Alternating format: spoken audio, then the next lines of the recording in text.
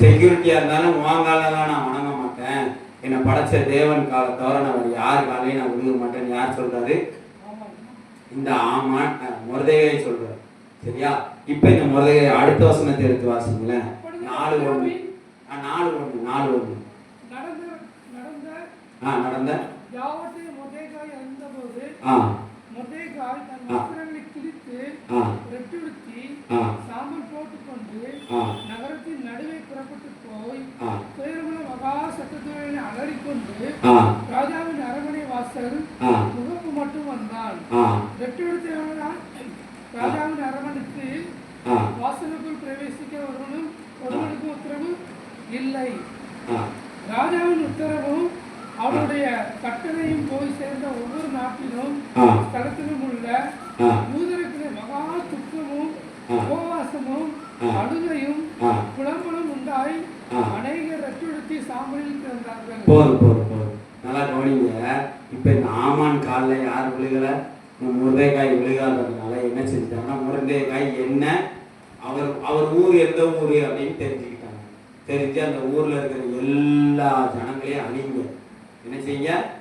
எல்லாத்தையும் அழிச்சிருங்க, இல்ல சோத்துல விஷத்தை வச்சிருங்க, என்னத்தையாவது ஒரு செஞ்சு அவங்கள கொண்டுருங்க அப்படின்னு யார் செய்யறாரு? இந்த ஆமான்கிறவர் ஒரு திட்டம் போடுறாரு.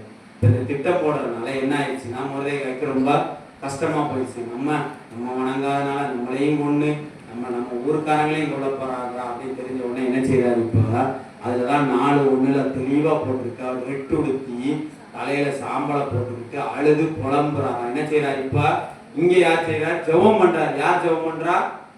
மொர்தெகாய். மொர்தெகாய் சாதாரண வாட்ச்மேன் தானே, அவரால் என்ன செய்ய முடியும்?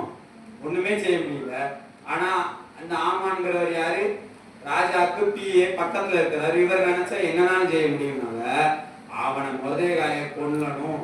மொர்தெகாய் எந்த ஊருக்காரனோ அவனையும் கொண்டுடணும். எல்லாரையும் அந்த ஊருக்காரங்கள எல்லாரையும் மொத்தமா சேர்ந்து கொன்றுவோன்னு சொல்லி யார் செய்யறா? இந்த ஆமான் திட்டம் போட்டுக்கிட்டு இருக்கும்போது இந்த யார் செய்யறா? இந்த மொர்தெகாய் உட்கார்ந்து அழுது ஜெபம் பண்ணி புலம்பிக்கிட்டு இருக்காரு. புரியுதா? நான் சொல்றது புரியுதா? இப்போ பிரச்சனை. இப்ப யாருக்கு ஒரு முகம் வருது? மொர்தெகாய்க்கு ஒரு முகம் வருது. இப்ப இந்த முகம் வரும்போது என்ன செய்யறாரு அவரு? அப்ப ஜெபம் பண்றாரு. இப்ப 6:1 எடுத்து வாசிங்களேன். 6:1 அதே எஸ்தர் 6:1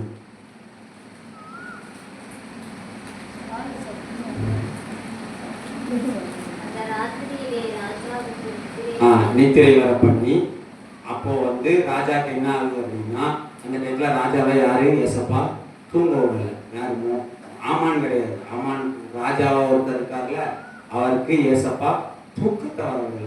தூக்கம் வராம அங்க அவருக்கு ஒரு ஏசப்பா அவருக்கு ஒரு சின்ன காரியத்தை நினைப்பூட்டுறாரு. அப்ப நினைப்பூட்டும் போது எப்பயுமே ராஜாவுக்கு யாராவது உதவி செஞ்சா அதை ஒரு டைரியில எழுதி வைப்பாங்க. அப்ப அதை எழுதி வச்சுட்டு அது அதுக்கு ஒரு கிஃப்ட் கொடுப்பாங்க. அதுக்கு ஒரு பரிசு ராஜா கொடுத்தே ஆகணும். அப்போ முன்னாடி ஒரு இடத்துல அவர் ரதத்துல போயிட்டு இருக்கும்போது அவர் கீழே ஒரு இடத்துல கீழே சாக போற டயத்துல இந்த மொர்தெகாய்ங்கிற இந்த மனுஷன் அவருக்கு உதவி செஞ்சு அவர் உயிரை காப்பாத்திடுவார், ராஜாவோட உயிரை. இப்ப இதை காப்பாத்துறதுனால மொர்தெகாய்க்கு அவர் அந்த பரிசை கொடுக்கல. இப்ப அதை நினைப்பூட்டுறாரு. யார் நினைப்பூட்டுறாரு?